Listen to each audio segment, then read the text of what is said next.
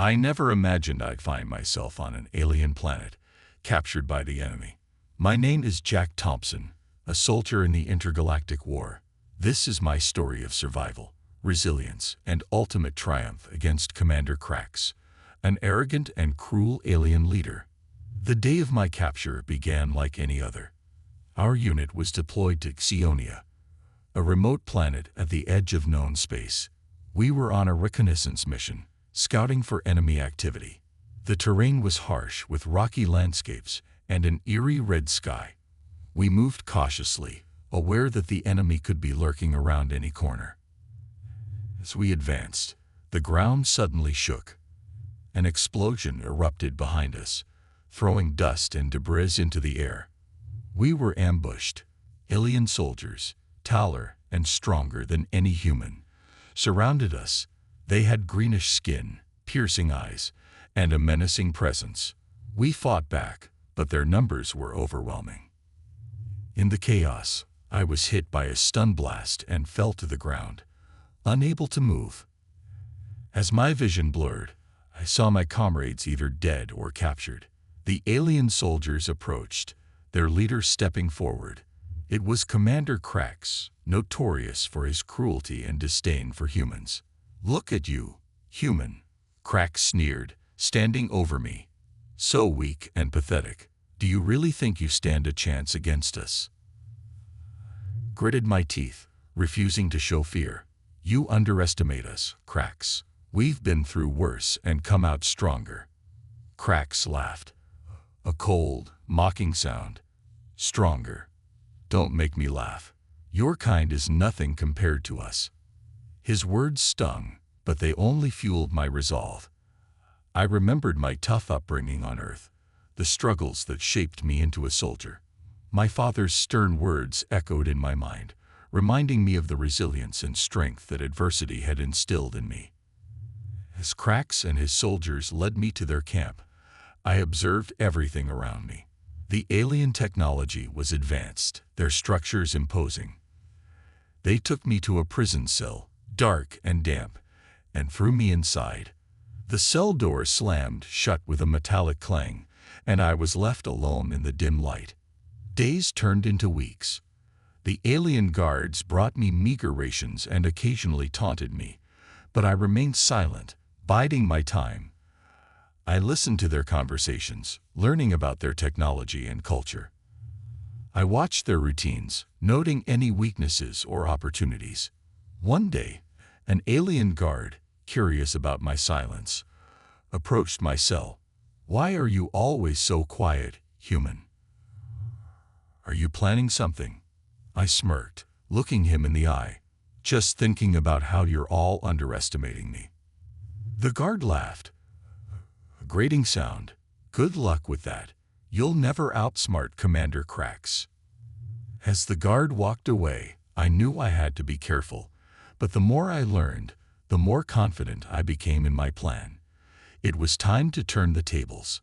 One night, while lying on the cold cell floor, I began to formulate a strategy.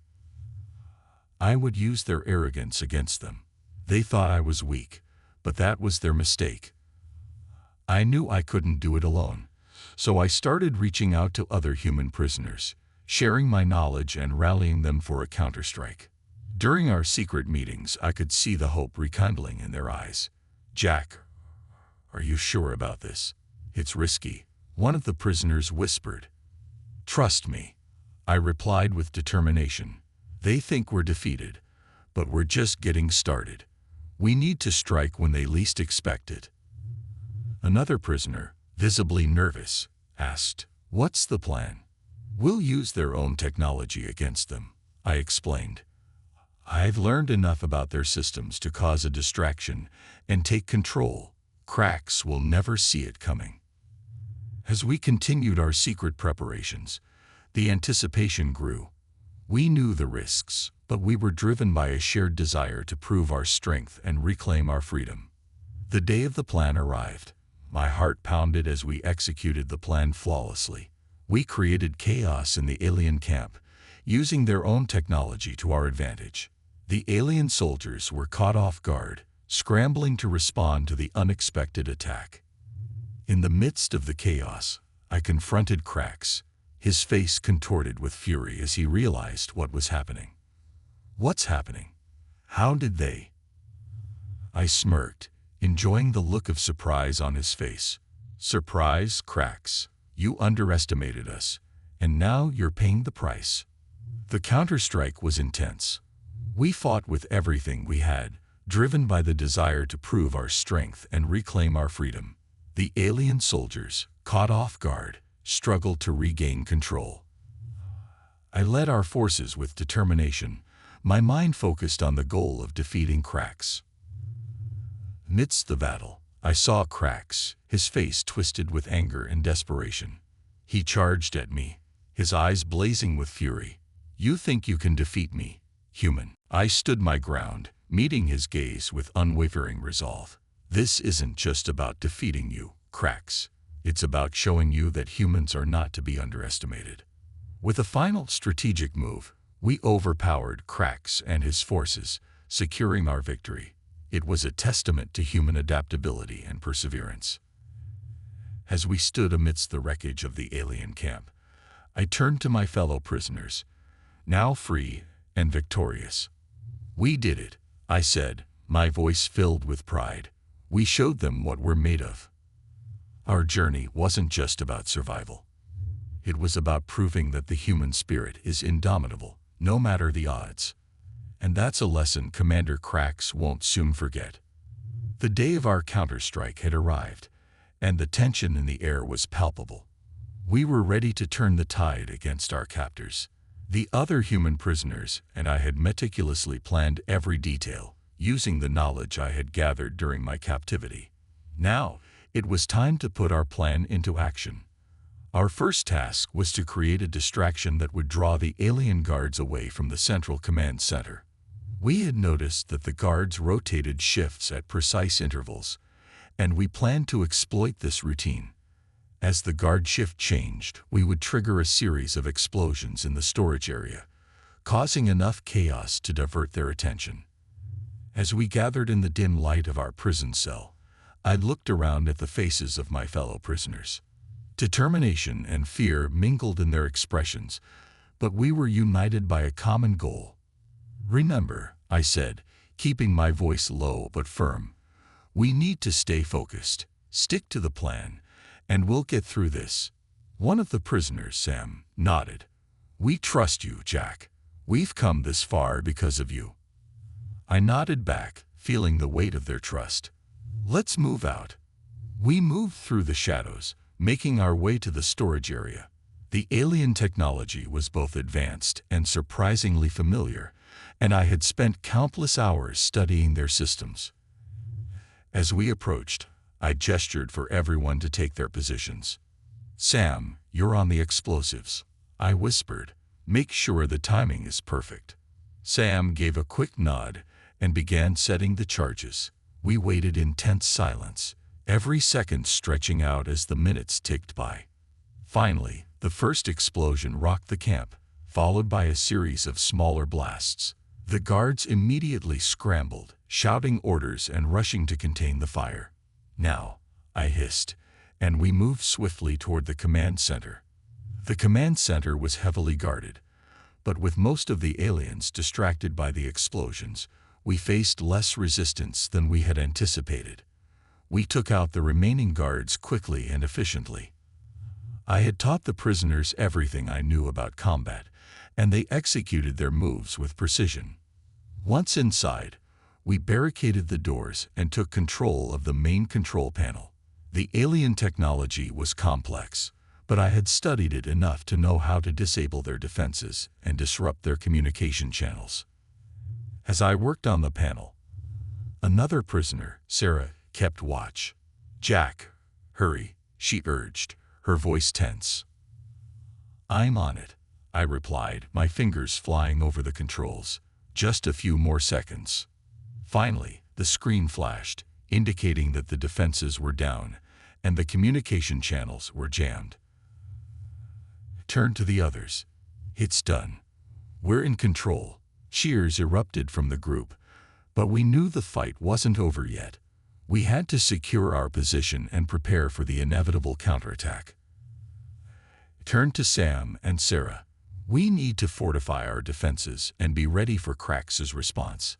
They nodded, and we set to work, using the alien technology to our advantage. We fortified the entrances and set up traps for any aliens who might try to retake the command center. As we worked, I couldn't help but feel a surge of pride. We had come so far, and now, we were turning the tide. The next few hours were tense as we waited for Krax's inevitable retaliation. We could hear the sounds of battle outside, but we remained focused on our task. Suddenly, the doors shook as the aliens attempted to breach our defenses. "Hold your positions," I shouted, readying my weapon. The doors burst open, and Krax stormed in, his face contorted with rage. "You think you can defeat me, human?" he snarled, his voice dripping with contempt. I stepped forward, meeting his gaze with steely determination. "This isn't just about defeating you, Krax. It's about showing you that humans are not to be underestimated." The battle that ensued was intense. Krax fought with a ferocity that matched his arrogance, but we were prepared. Using the traps we had set, we managed to keep the aliens at bay.